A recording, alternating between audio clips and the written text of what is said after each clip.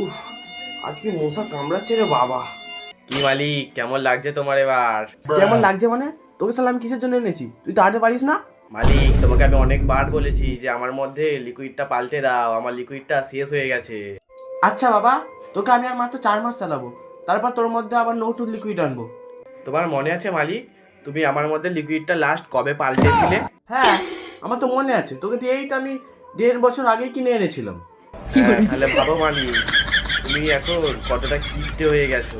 ওই, একদম আমাকে কিপটে বলবি না। হায় হায় হায়, যা মালিক, কারেন্ট চলে গেল, এবার খাও তুমি মশার কামড়।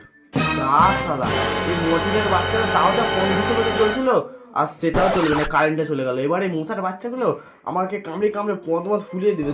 আমার ভালো লাগে না ভাই। কি বাবু, শুধু হাসলে হবে আমাদের মালিকের মজা নিয়ে? ভিডিওটিতে লাইক, কমেন্ট ও শেয়ার করো, আর আমাদের চ্যানেলটিকে সাবস্ক্রাইব করো আর নতুন নতুন মজার মজার ভিডিও দেখার জন্য।